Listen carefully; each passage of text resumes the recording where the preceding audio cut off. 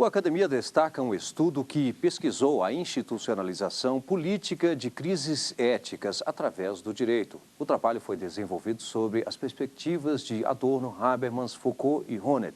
E hoje vamos conhecer as conclusões do autor Zueni de Oliveira Neves.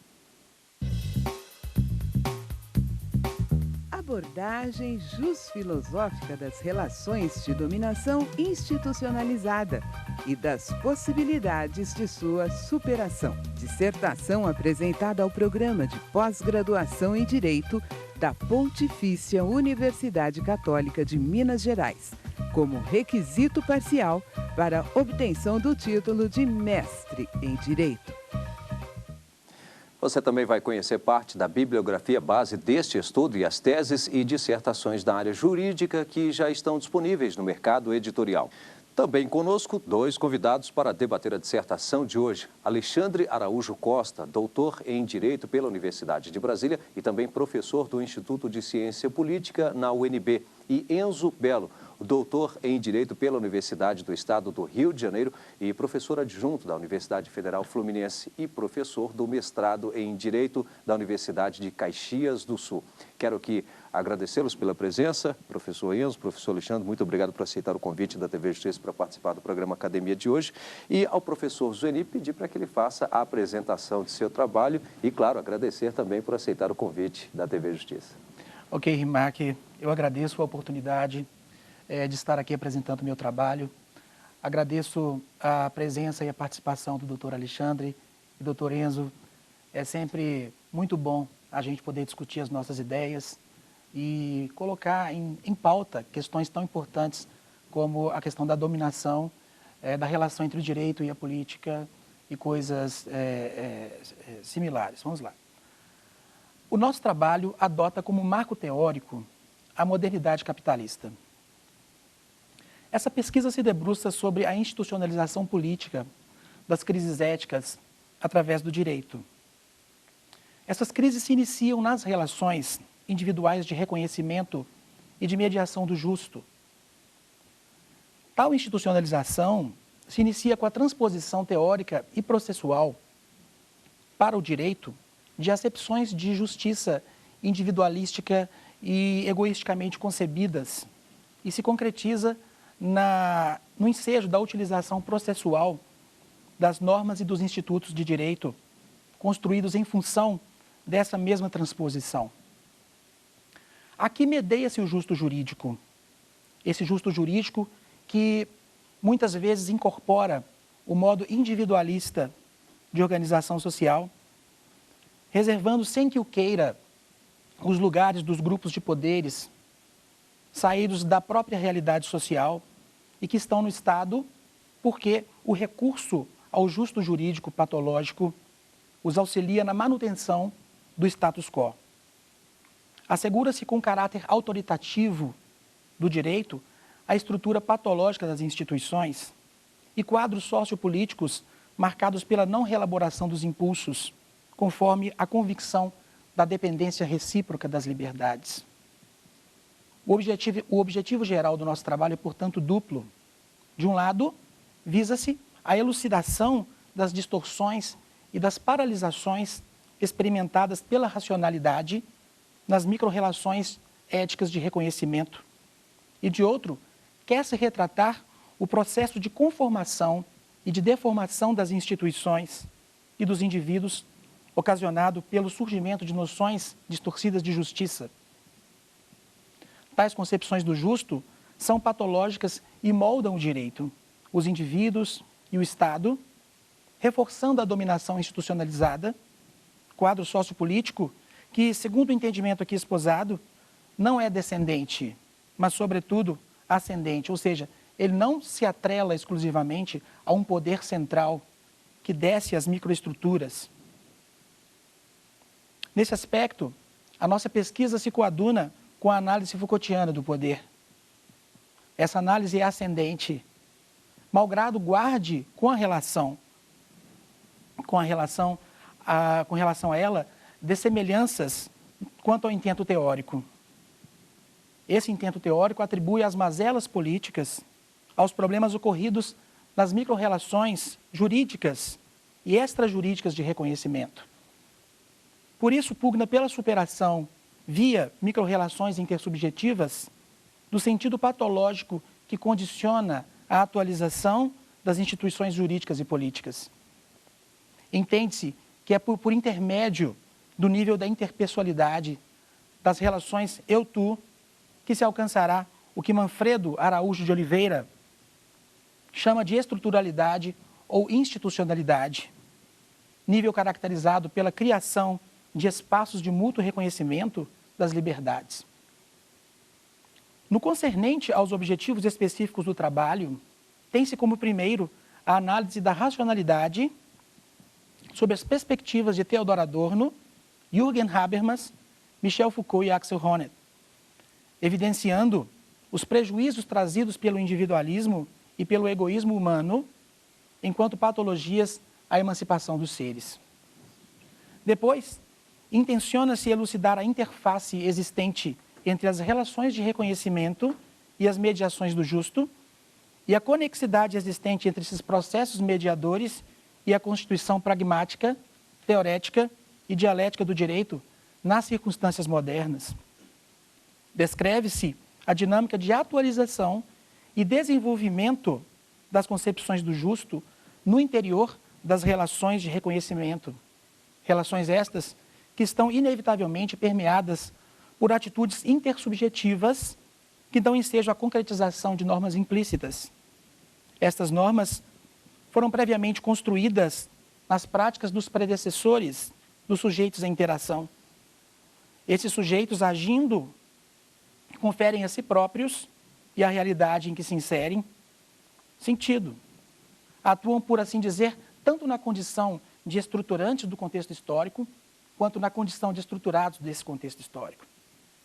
A explanação, conforme a qual as concepções distorcidas de justiça, nascidas no seio das relações de reconhecimento, constituem fatores indicadores da influência perniciosa de patologias sociais modernas, mormente o egoísmo e o individualismo, sobre a racionalidade dos sujeitos, corresponde ao terceiro objetivo específico da nossa obra.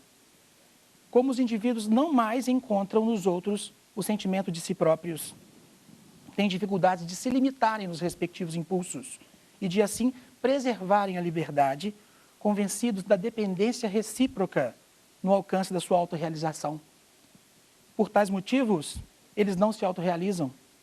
Contudo, esse fato não os impede de prosseguirem na construção de conceitos de justiça relacionados à realidade egoística que são e na qual estão.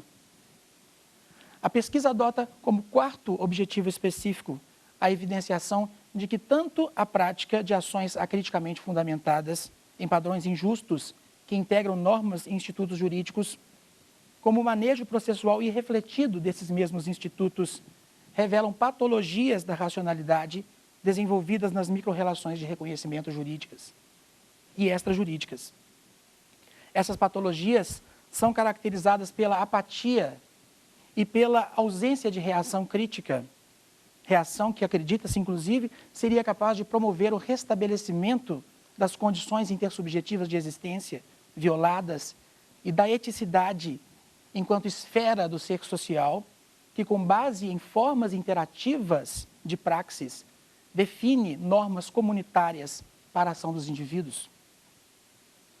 A descrição do problema político instaurado pela transposição das concepções distorcidas de justiça para o direito se trata do quinto objetivo a ser alcançado. Quer-se demonstrar que, por intermédio do direito, essas concepções incorporadoras de formas individualísticas de organização social moldam processualisticamente as instituições, que começam a ditar os mecanismos jurídicos a serem reciprocamente utilizados pelos sujeitos que estão cada vez menos realizados. Esses indivíduos buscam em vão encontrar no Estado uma autorrealização que eles não encontraram nas relações éticas. Como penúltimo objetivo específico, quer-se evidenciar uma alternativa à desinstitucionalização da crise ética elucidada mediante a proposição da reelaboração intersubjetiva da vontade do direito, da vontade que determina o direito. Tal reforma destinar-se-á a habilitação do Estado à função de contribuir para a viabilização do desenvolvimento das individualidades e de liberdades públicas, cujo histórico de repressão em muito se deve à invocação desses mesmos mecanismos jurídicos pelos sujeitos. Visará, enfim, a recaracterização das instituições jurídicas e políticas e das consciências, mediante a construção de concepções renovadas de justiça, bem e correção, cujo reflexo no Estado seja sadio, porque ligado a uma vontade que considera o outro e que, por isso, constitui-se como socialmente livre. Uma reformulação desse jaez acredita-se ser possível por intermédio do resgate de valores éticos nos processos de formação e pela construção de condições igualitárias de comunicabilidade. O resgate ético é capaz de proporcionar o crescente acesso crítico às circunstâncias patológicas, até então impedida pelas próprias convicções e práticas que essas mesmas circunstâncias geraram, como também o surgimento, e aí entra o Honneth, do amor e da amizade, que auxiliarão na importância atribuível à alteridade. A construção das condições iguais de comunicabilidade, a ser, por sua vez, realizada, tornando-se por norte esses mesmos padrões, instrumentalizará a constituição livre dos indivíduos e das instituições que criam. Por fim, visa-se ao estudo sobre o papel desempenhado pelo sofrimento decorrente da situação de irrealização pela não inclusão do outro e, portanto, de si, nos processos envolvendo as reformas éticas, pessoais e institucionais. Abordar-se-á o sofrimento como uma necessidade inconscientemente construída pelos sujeitos no processo de emancipação, uma inevitabilidade a perdurar, pelo menos enquanto a disposição para a reelaboração da vontade determinante do direito estiver impedida pelas próprias circunstâncias patológicas modernas. O sofrimento, ou melhor, o impulso de sofrimento, corresponderá então à forma indesejada, não a mais eficaz, é verdade, mas no caso, a menos ineficaz, de fazer com que a racionalidade distorcida e paralisada encontre a força necessária para se pensar, questionar os valores que a constituem e resgatar os valores éticos capazes de lhe permitir o acesso crítico às circunstâncias sociais e a reconstrução de si e das instituições. Obrigado, Rimac. Agradecemos, professor Zuenir. Nós vamos agora conhecer parte da bibliografia base deste estudo. Sofrimento de indeterminação. Uma reatualização da filosofia do direito de Hegel, de Axel Honneth, editora Saraiva. Dialética do esclarecimento, de Adorno e Horkheimer, Zahar, editor. Modernidade e dominação, Theodor Adorno e a Teoria Contemporânea, de Silvio César Camargo, editora Ana Blume. Bem, agora nós vamos a um pequeno intervalo e em seguida estaremos de volta já na fase de debates. Até já.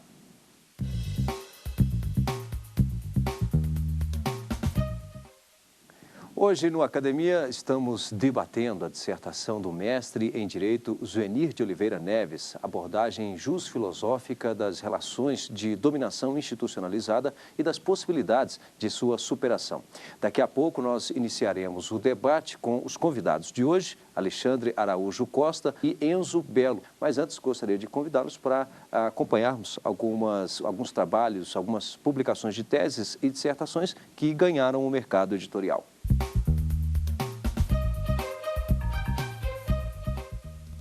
Direito e moeda. O controle dos planos de estabilização monetária pelo Supremo Tribunal Federal. Dissertação de Camila Vilar Duran, editora Saraiva. Pedido e causa de pedir. A relação entre conflito e processo nas demandas individuais e coletivas. Dissertação de Daniela Gabay, editora Saraiva. Novos parâmetros para a intervenção do Estado na economia. as ferramentas jurídicas e a racionalidade da atuação. Dissertação de Mário Gomes Capiro, editora Saraiva. Este trabalho que está sendo debatido aqui hoje no programa Academia também está disponível já no mercado editorial, mas com outro nome, né? Não esse... Sim. A gente decidiu mudar o nome, Rimac, por uma questão até de melhor memorização por parte do leitor, né? E a gente achou que ficou melhor, ficou mais interessante, né? Nós mudamos o nome para Justiça e Reconhecimento, né, das relações de dominação institucionalizada e das possibilidades de sua superação. Ok, tá, então mais uma dica. Professor Alexandre. Primeiro gostaria de agradecer o convite e bom, queria colocar 3 ordens de questões. A minha pergunta seria, queria ouvir sobre 3 pontos, um ponto metodológico e 2 questões do trabalho diagnóstico que é feito e o tratamento proposto, né, para o diagnóstico.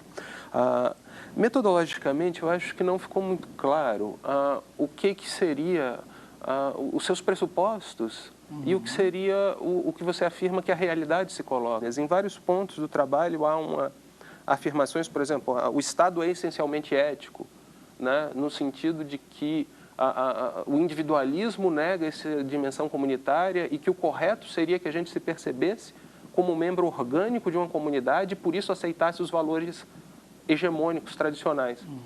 E que me parece que isso é negar as tensões contemporâneas. Então, nesse sentido, como o trabalho me diagnostica um pouco com essa patologia, né, que acho que esse tratamento não é adequado porque essa patologia não é uma patologia, né? É um trabalho que... esse pressuposto teórico de que a gente tem uma patologia da racionalidade, eu confesso que eu não consigo compreendê-lo bem. E então a questão é nesse sentido, porque, mantendo a metáfora médica, para concluir, me parece que é quase uma questão eugênica em relação ao conhecimento, no sentido, diagnostica um problema médico de falta de normalidade e se prescreve uma retomada da normalidade. E me parece que aí é uma prescrição muito normativa, baseada mais em concepções ideológicas do que numa análise, né, da situação um pouco mais reflexiva. Ok. Professor Alexandre, eu agradeço muito as observações, que são muito procedentes. Inclusive, as suas colocações, elas me remetem às minhas inseguranças quando eu estava fazendo o meu próprio trabalho, né? Para isso, eu tive que ler aquele livro do Honneth, que nem tem na versão portuguesa, né, na versão brasileira, que seria Patologias de la Razón, né, em que ele compilou uma série de textos, de artigos, né, que ele escreveu para várias editoras, né, várias revistas, né, e eu tive que me valer disso, né. O meu interesse por Hegel, né, começou na universidade, né.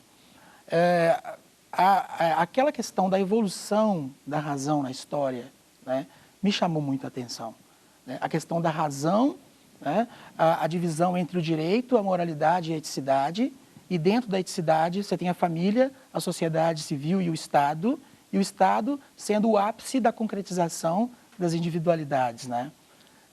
Aí as pessoas vão dizer, puxa vida, mas será que o Estado é inclusive, essa é a crítica que eles fazem ao Estado, né? O que é o Estado enquanto totalidade ética, né?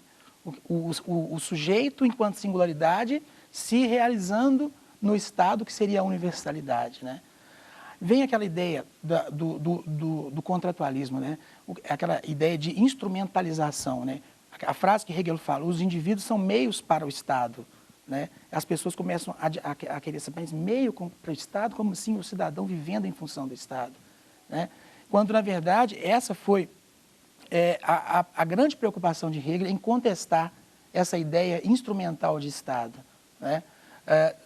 Quando Hegel fala isso, ele quer dizer justamente isso, porque a base ética da sociedade e mesmo do Estado, e o Estado não é tratado como uma instituição estatal por Hegel, mas, na verdade, como uma instituição ética, e a ética como o ápice da universalização das individualidades, seja na esfera da família, da sociedade civil e do Estado, né?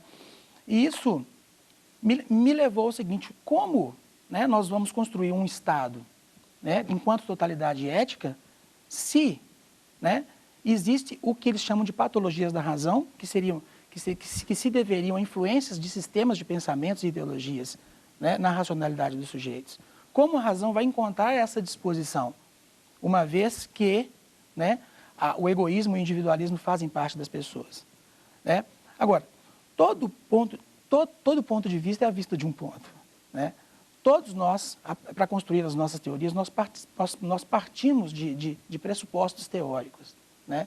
Eu, sinceramente, eu não consigo, né, dentro do meu estudo, ver uma reelaboração intersubjetiva da vontade de forma voluntária, tá? Considerando as disparidades sociais, as desigualdades, principalmente econômicas, dentro dessa mesma sociedade. Então, para construir esse trabalho, eu parti desse pressuposto, né, de que existem circunstâncias, inclusive a própria teoria crítica parte desse pressuposto, de que existiriam circunstâncias, né, que não seriam patológicas e circunstâncias que o seriam, né? Eu parti desse pressuposto. Agora, eu não desconsidero a possibilidade, né, desse resgate, né? Aí vai falar, resgatar o que nunca existiu, né? Aí eu fico pensando, será que se isso nunca existiu, né, será que nós estaríamos discutindo também, sabe?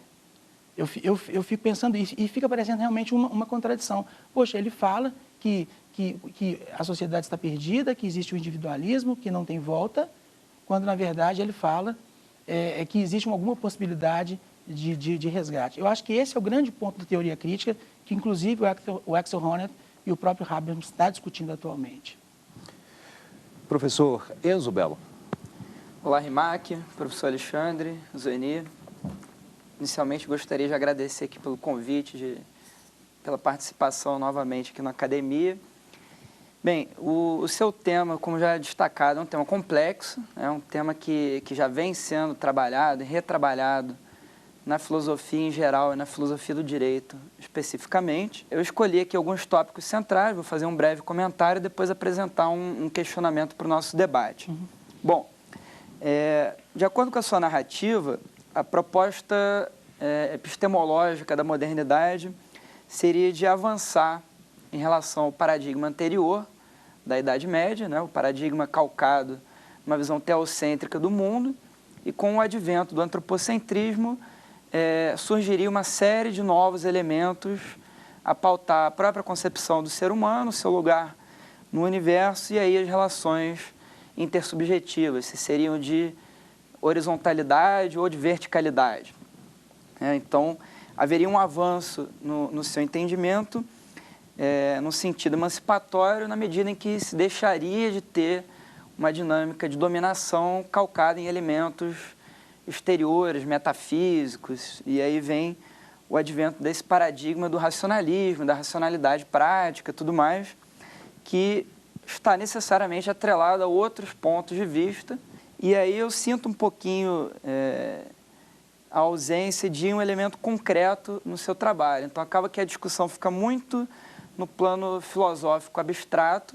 Claro, você tem o seu referencial, mas a crítica vai a ele também, no sentido que se perde um pouco noção do contexto em que a discussão se coloca. Então, de repente, nós estamos trabalhando com pautas conceituais, pautas teóricas que não necessariamente têm uma relação direta com a realidade social. Você apresenta como solução a essas patologias, essas distorções, uma espécie de tomada de consciência no plano das micro-relações sociais. E aí não fica muito claro como, quando e a partir do que isso se daria, dado que nós não temos elementos concretos. Então, quem seria o sujeito histórico? Qual seria a conjuntura histórica, econômica? Enfim, todas essas questões ficaram um pouquinho no ar. Eu gostaria de te ouvir um pouquinho. Okay. Mais uma vez, dando os parabéns pelo trabalho. Obrigado, Enzo. Enzo, eu agradeço mais uma vez a você pelas considerações, né, que realmente são muito procedentes, a gente tem que acatar. Com relação à questão concreta, eu numa parte do trabalho, né, eu me preocupei principalmente na parte que eu trabalho a institucionalização política das crises éticas através do direito, né? Que eu trato a questão do inquérito penal, e nisso eu vou em Foucault, embora guardando as dessemelhanças com relação às bases teóricas. O Foucault trata do inquérito no âmbito de uma sociedade-disciplina, enquanto eu vou às relações de desconhecimento, né, para tratar, para focar o leitmotiv, né, que gera a utilização de mecanismos processuais, jurídicos, dos sujeitos uns contra os outros, né? E depois eu trabalho um caso da Justiça do Trabalho, que trata da dispensa, da dispensa sem justa causa, no caso de pessoas com AIDS, né? Eu não gostaria de entrar nessas questões agora, porque não cabe em função do tempo do nosso programa, né? Mas eu diria que com relação a essa questão prática, né, eu estava te dizendo, eu tenho uma formação teórica e filosófica. Eu reconheço que a academia hoje está em processo de troca de informações entre os ditos teóricos e os ditos práticos. Eu discordo totalmente dessa separação que se faz entre teoria e prática. Eu acho que a ciência ela tem que ser não teórica, mas teorética. Ela tem que ser pragmática, ela tem que ser dialética. Teorética no sentido de aquele que faz ciência se pensar no objeto sobre o qual ele trabalha, pensar no meio como ele examina aquele objeto e na finalidade do seu exame, né? E pragmático no sentido de ele próprio utilizar as questões que ele descobre para a sua própria vida profissional, para a sua vida enquanto cidadão. E dialético no sentido de buscar a contraposição de diferenças, né? Eu acho que na dialeticidade, isso que nós estamos fazendo aqui agora, é um exercício da dialética, né, de conhecimento da perspectiva do diferente, certo? Agora, com relação a essa questão dos pressupostos, né, você mesmo já me deu uma resposta, acredito eu, que seria as próprias condições capitalistas, né, a que elas nos levaram, né? Toda escolha que uma sociedade faz, né, ela tem os seus ônus e os seus bônus, né? Cabe a nós que trabalhamos o direito, que trabalhamos a política, nos debruçarmos sobre essa realidade e começar uma discussão dentro dessa processualidade, que o próprio Hegel falou que ela é infinita, que ela não tem fim, que ninguém tem uma resposta correta, né? E a gente vai buscando, e a gente vai especulando e buscando uma discussão ao máximo democrática. Eu não sei se eu respondi todas as suas questões, mas eu me coloco aí aberto para posteriores discussões. Bem, eu quero aqui agradecer a presença de todos e o nosso endereço para que você também possa participar é academia@stf.jus.br. Obrigado e até o próximo programa.